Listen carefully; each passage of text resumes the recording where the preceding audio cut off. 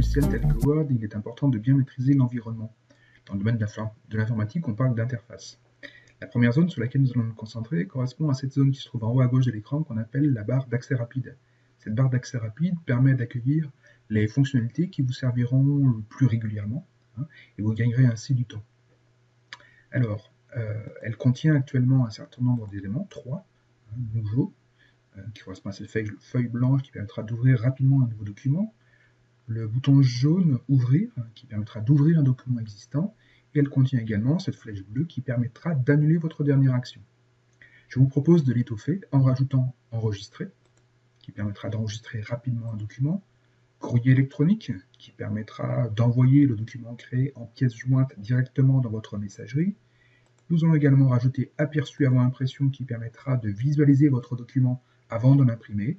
Et une dernière fonctionnalité, je vous propose d'ajouter Rétablir, qui permettra de rétablir une fonction annulée par erreur.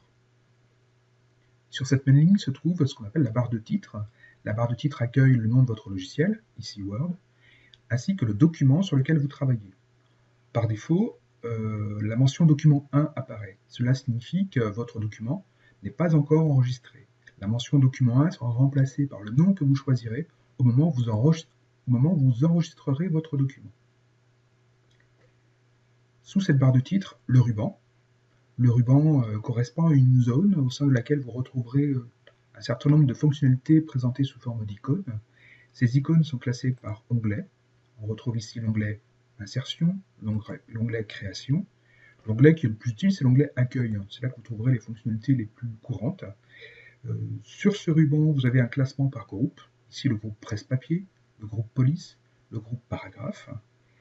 Et la particularité, c'est qu'au sein de certains groupes, vous avez ici une petite flèche qu'on appelle le lanceur de boîte de dialogue.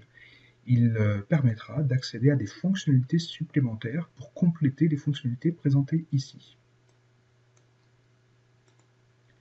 On notera que ce ruban peut être fixe, c'est le cas actuellement, mais on peut également le masquer en cliquant ou le réduire en cliquant sur cette flèche qui se trouve à droite de ce ruban. Cette action peut être utile lorsque vous avez besoin de récupérer de l'espace sur votre écran en phase de relecture par exemple. On notera à partir de là que quand on clique sur un onglet, le ruban réapparaît, lorsqu'on sort du ruban, il disparaît. Il peut, en phase de découverte du logiciel, il peut être préférable de figer le ruban, c'est-à-dire de l'attacher en cliquant sur la petite épingle qui se trouve ici.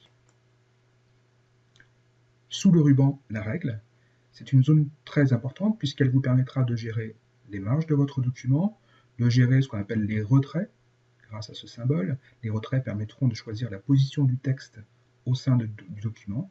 Et cette règle permettra également de poser ce qu'on appelle des taquets de tabulation, que nous découvrirons un petit peu plus tard.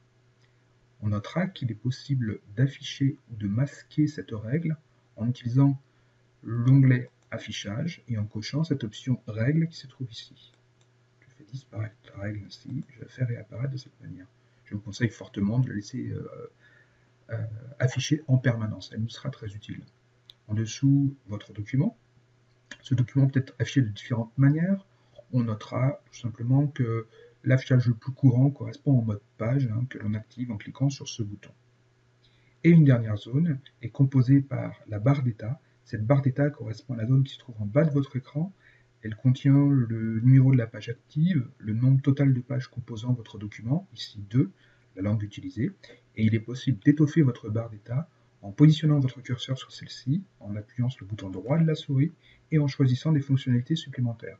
Je vous propose ici de rajouter position verticale, qui nous permettra ici de connaître la position de notre curseur par rapport au bord physique haut de ma page.